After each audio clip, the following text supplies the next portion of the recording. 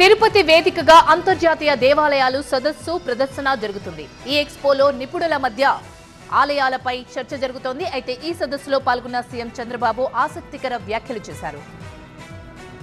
ఆధ్యాత్మిక నగరమైన తిరుపతిలో international temples convention and expo ఘనంగా ప్రారంభమైంది.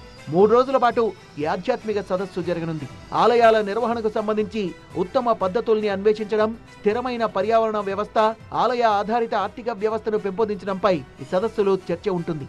తొలి రోజు సీఎం చంద్రబాబుతో పాటు మహారాష్ట్ర సీఎం దేవేంద్ర ఫడ్నవీస్, గోవా సీఎం ప్రమోద్ సావంత్ పాల్గొన్నారు. దేశ అభివృద్ధిలో టెంపుల్ టూరిజం ప్రత్యేక పాత్ర పోషిస్తోందన్న ఏపీ సీఎం చంద్రబాబు ప్రస్తుతం అందరూ ఆధ్యాత్మికత వైపు అడుగులేస్తున్నారన్నారు. ప్రతి రాష్ట్ర రాజధానిలో టీటీడీ శ్రీవారి ఆలయం ఉండాలని, భారతీయులుండే ప్రతి దేశంలోనూ బాలాజీ టెంపుల్ ఉండాలన్నారు. దేశ విదేశాల్లో బాలాజీ ఆలయాలు పెరుగుతున్నాయని, ఇంకా పెరగాలని ఆకాంక్షించారు Chandrababu. We wanted to promote these Balaji temples everywhere. Every state headquarter, one Balaji temple should be there. And also all over the world, every country where there are Hindus, I wanted to have one Balaji temple in all the countries all over the world.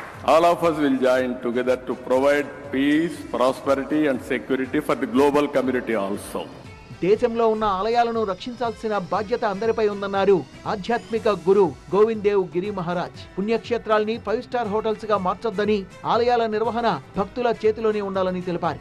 लेकिन तीर्थ स्थलों की संस्कृति को आप 5 star culture मत बनाइए, मंदिरों का पवित्र बचने दीजिए. एक बात का मैं उल्लेख करना चाहता हूं, मंदिरों के ऊपर मंदिरों के भक्तों का नियंत्रण होना चाहिए, शासन का नियंत्रण मंदिरों के ऊपर नहीं होना चाहिए.